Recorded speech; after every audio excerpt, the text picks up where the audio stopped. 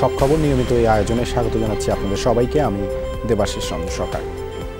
বাতিল ঘোষণা করা হলো এইচএসসি ও সমমানের অবশিষ্ট পরীক্ষাগুলো। শিক্ষার্থীরা সচিবালয়ে ঘেরাও করে ভেতরে ঢুকলে শিক্ষা বোর্ড সমন্বয়ক অধ্যাপক তপন কুমার মঙ্গলবার বিকেলে এই ঘোষণা দেন। বলেন, ফলাফল কিভাবে প্রকাশ করা হবে তা দ্রুত জানানো হবে। পরীক্ষা বাতিলের সিদ্ধান্তে খুশি আন্দোলনকারীরা। তাদের দাবি, এই মুহূর্তে পরীক্ষা দেওয়ার মতো মানসিক স্থিতিতে নেই কেউই। মঙ্গলবার দুপুরে মুক্তাঙ্গনের বিপরীত পাশের গেট দিয়ে সচিবালয়ে প্রবেশ করে এইচএসসির স্থগিত পরীক্ষা বাতিলের দাবিতে আন্দোলনকারীরা। পুলিশ, বিজিবি ও সেনাবাহিনী থাকার পরও থামানো যায়নি তাদের। মিছিলকারীরা এসেই অবস্থান নেয় সচিবালয়ের ৬ নম্বর ভবনের নিচে। এইচএসসির অবশিষ্ট পরীক্ষা বাতিল করে সাবজেক্ট ম্যাপিং করে ফল প্রকাশের দাবি জানায় তারা। আমরা এক্সাম দেব না, অটোপাস চাই না, আমাদের রেজাল্ট ম্যাপিং হোক। ৫৮ জন এখনো ভর্তি আছে, তাদের দিয়ে আমরা পরীক্ষা দিব না। আমাদের কথা একটাই, আমরা পরীক্ষা দিব না। একটাই দাবি, আমরা সাবজেক্ট ম্যাপিং এ যাচ্ছি, আমরা অটোপাস চাচ্ছি না। এরই মাঝে শিক্ষা মন্ত্রণালয়ের সচিবের রুমে আলোচনা করতে যান বৈষম্য বিরোধী ছাত্র আন্দোলনের সমন্বয়ক হাসনাত আবদুল্লাহ সহ আন্দোলনকারীদের দুজন প্রতিনিধি। আলোচনার যখন কোনো ফল আসছিল না, তখন ৪টার পর আন্দোলনকারীরা সিঁড়ি বেয়ে ১৯ তলায় শিক্ষা সচিবের রুমের সামনে গিয়ে অবস্থান নেয়। দিতে থাকে স্লোগান।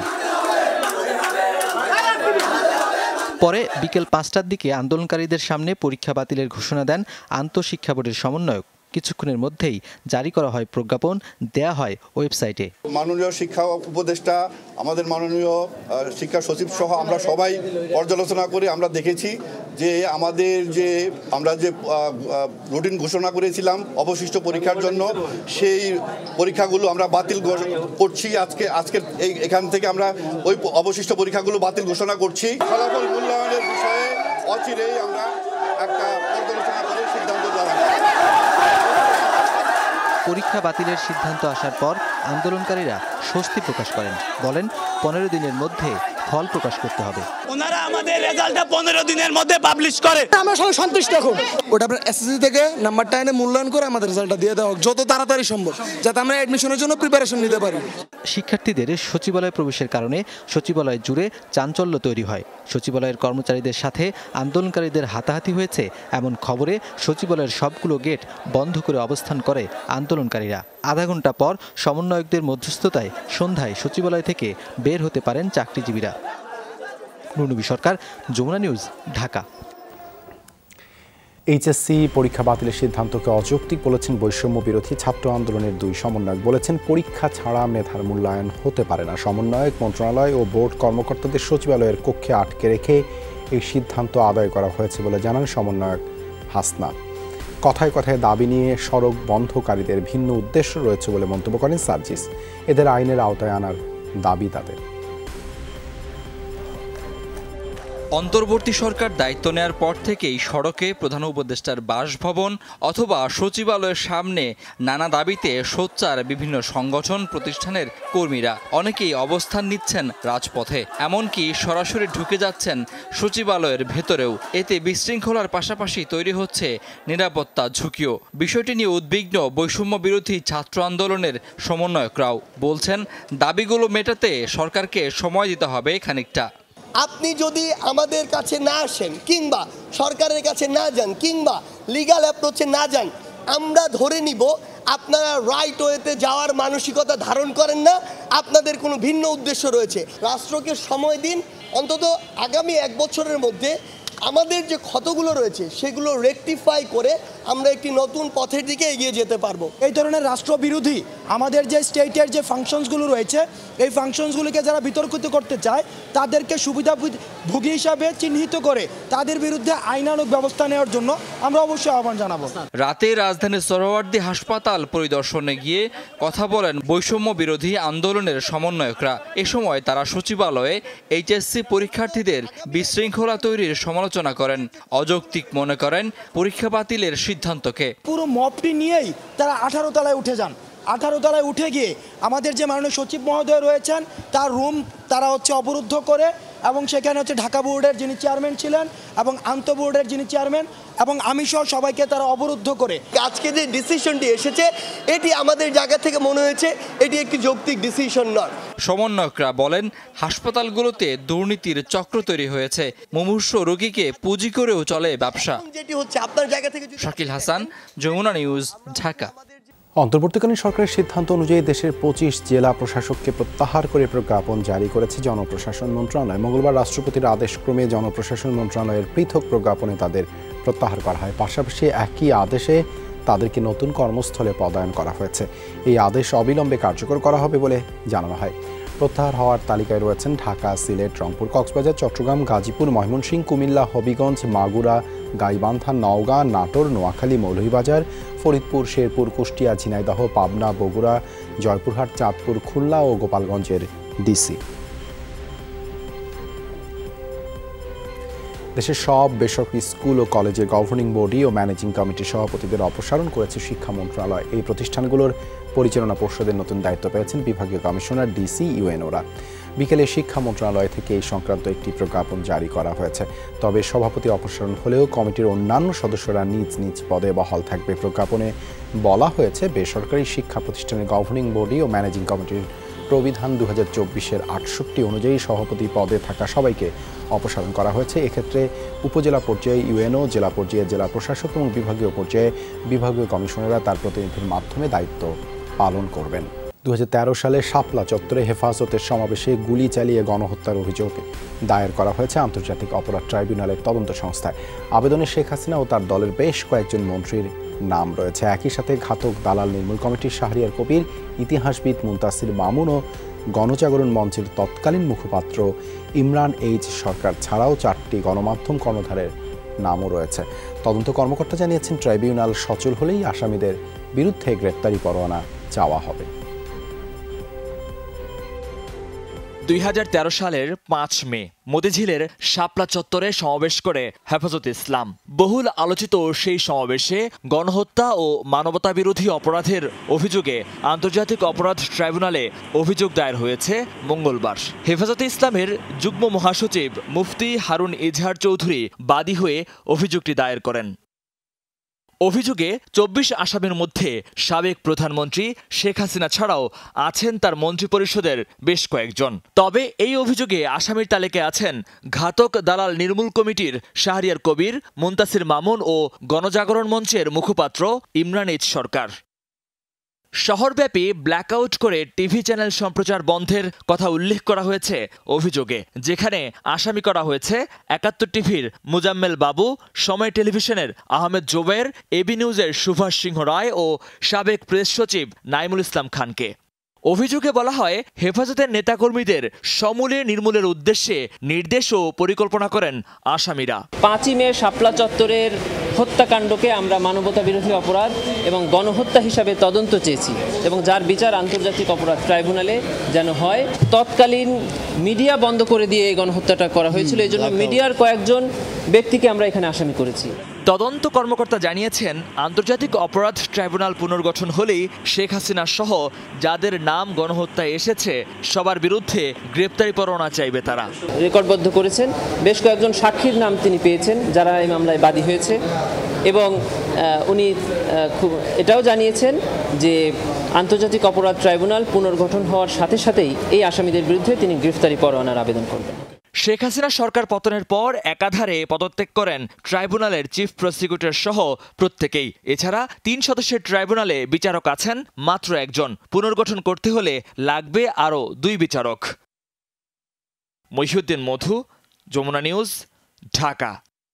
কক্সবাজারের আলোচিত সাবেক সংসদ সদস্য আব্দুর রহমান বদিকে গ্রেপ্তার করেছে র্যাব।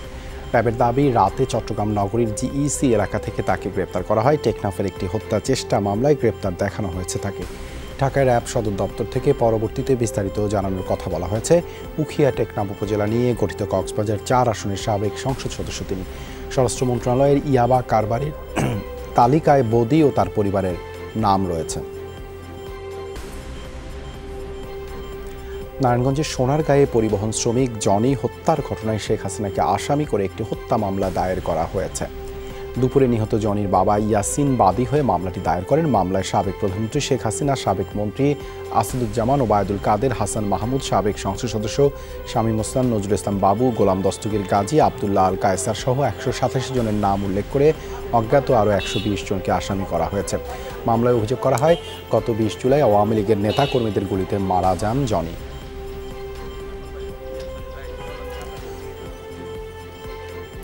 রংপুরে গুলিতে রাজমিস্ত্রি সাজ্জাদ হোসেন নিহতের ঘটনায় শেখ হাসিনাকে আসামি করে মামলা হয়েছে। স্ত্রী জিতু বেগম হত্যা মামলা করেছেন তিনি।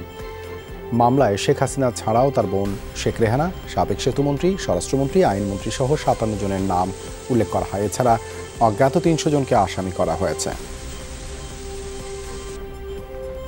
সাংবাদিক নির্যাতনের অভিযোগে কুমিল্লা 6 আসনের সাবেক এমপি আকম বাহাউদ্দিন সহ 3 জনের নাম উল্লেখ ও অজ্ঞাত আরও 150 জনকে আসামি করে মামলা হয়েছে চিফ জুডিশিয়াল ম্যাজিস্ট্রেট আদালতেই মামলা দায়ের করেন সময় টিভির কুমিল্লা প্রতিনিধি বাহার উদ্দিন রাহান।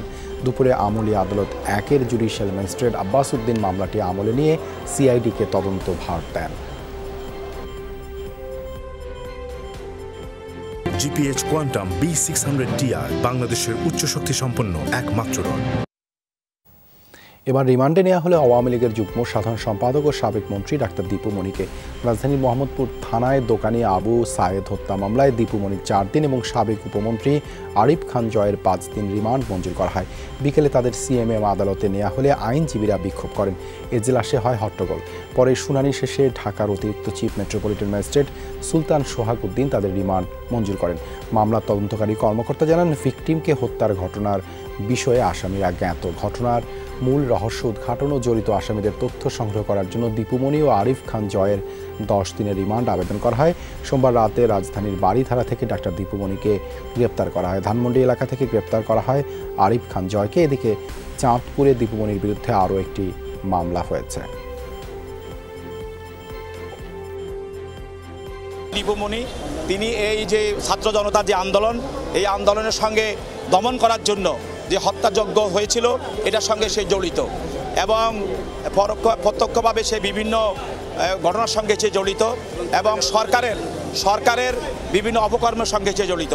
আসামিপক্ষে আইনজীবী তিনি এই মামলার আসামিদের পক্ষে রিমান্ড বাতিল পূর্বক জামিনের প্রার্থনা করেন। বিজ্ঞ আদালত বিগত দুই পক্ষের শুনানির পর এই আসামিদেরকে রিমান্ড মঞ্জুর করেন। প্রধান উপদেষ্টার সাথে বৈঠক করেছেন নারী প্রতিনিধিরা। দুপুরে রাষ্ট্রীয় অতিথি ভবন যমুনায় কমপক্ষে 30 জন নারী প্রতিনিধি তার সাথে মতবিনিময় করেন।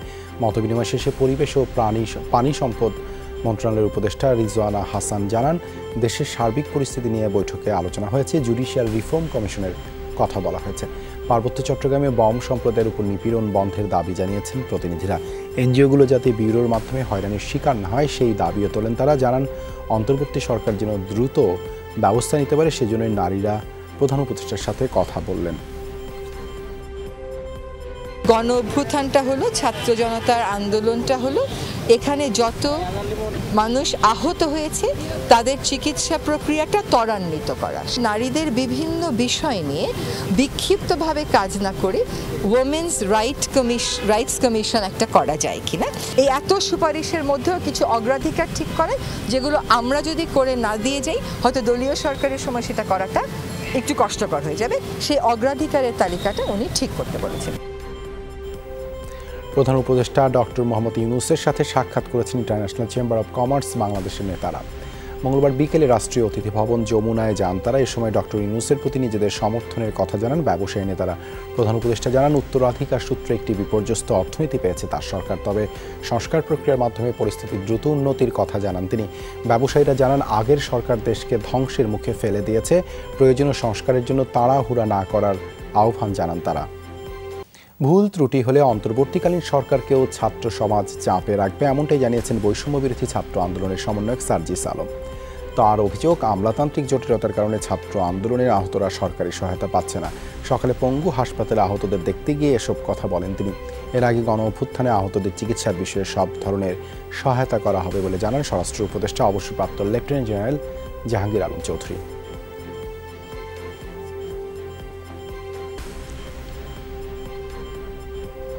গণ অভ্যুত্থানের চেতনা ও লক্ষ্য সুসংহত করতে বিতাড়িত গণবিরোধী শক্তিকে আইনের মুখোমুখি করতে হবে, পাশাপাশি জনগণের রাজনৈতিক এবং অর্থনৈতিক ক্ষমতায়ন নিশ্চিত করা জরুরি। মঙ্গলবার লন্ডন থেকে পাঠানো এক ভিডিও বার্তায় এসব কথা বলেন বিএনপির ভারপ্রাপ্ত চেয়ারম্যান তারেক রহমান।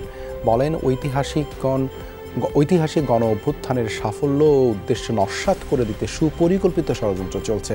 গণতান্ত্রিক শক্তিকে অপশক্তির ফাঁদে পা না দেওয়ার আহ্বান জানান তারেক রহমান। বিতাড়িত গণবিরোধী শক্তিকে আইনের মুখোমুখি করার পাশাপাশি জনগণের রাজনৈতিক এবং অর্থনৈতিক ক্ষমতায়ন অত্যন্ত জরুরি। ক্ষমতার পরিবর্তন মানেই আমার কাছে শুধু রাষ্ট্র ক্ষমতার হাত বোতল নয়, ক্ষমতার পরিবর্তন মানে রাষ্ট্র এবং রাজনীতির গুণগত পরিবর্তন। ছাত্র জনতার গণ অভ্যুত্থানে নিহতদের স্মরণে শোক সভা আমরা তোমাদের ভুলব না শীর্ষক আলোকচিত্র প্রদর্শনী ও শোক সভার আয়োজন করেছে বাংলাদেশ জাতীয়তাবাদী ছাত্রদল। সন্ধ্যায় কেন্দ্রীয় শহীদ মিনারের শোক সভায় বক্তব্য রাখেন আন্দোলনে নিহত শিক্ষার্থীদের পরিবার ও আওয়ামী শাসন আমলের বিভিন্ন সময় গুমের শিকার ব্যক্তিদের স্বজনরা। তারা বলেন, আওয়ামী লীগ নির্যাতনের যে ইতিহাস রচনা করেছে তা বাংলাদেশের বুকে এক কালো অধ্যায় হয়ে থাকবে। আন্দোলনে নিহতদের পরিবার শিক্ষার্থী হত্যার বিচার দাবি করে। কেউ কেউ অভিযোগ করেন, এখনও বিচার বিভাগ আওয়ামী রাহুগ্রস্ত, এখনও সঠিক বিচারের জন্য আদালতে আন্দোলন করতে হবে। শোকসভা উপলক্ষে শহীদ মিনার প্রাঙ্গণে আওয়ামী সরকারের পতন আন্দোলনে নিহতদের ছবি প্রদর্শনীর ব্যবস্থাও রাখা হয়। একটা রাষ্ট্রের সংস্কার দরকার, যাতে আর কখনো কোনো স্বৈরাচার, আর কখনো কোনো ফ্যাসিস্ট শাসন এখানে মাথা চাড়া দিয়ে উঠতে না পারে। আর এই সন্ত্রাস বাহিনী নির্মমভাবে হত্যা করে আমার ছেলেকে মেরে আমি খবর পেয়ে চাইতে পারি না। জাতিসংঘের হস্তক্ষেপে একটি তদন্ত কমিটি গঠন করে আয়নাগরের তত্ত্বাবধানে যে সকল অফিসারগণ ছিলেন তাদের প্রত্যেকের বিচার চাই। অন্তর্বর্তী সরকার তাদের সংস্কার কার্যক্রমের ধরন, প্রক্রিয়া ও সময় অতি দ্রুত প্রকাশ ও জাতীয় নির্বাচনের একটি রোডম্যাপ ঘোষণা করার আহ্বান জানিয়েছে ইসলামী আন্দোলন। দুপুরে রাজধানীর নয়াপল্টনে এক সংবাদ সম্মেলনে এই আহ্বান জানান দলটির নায়েবে আমির মুফতি সৈয়দ মোহাম্মদ ফয়জুল করিম।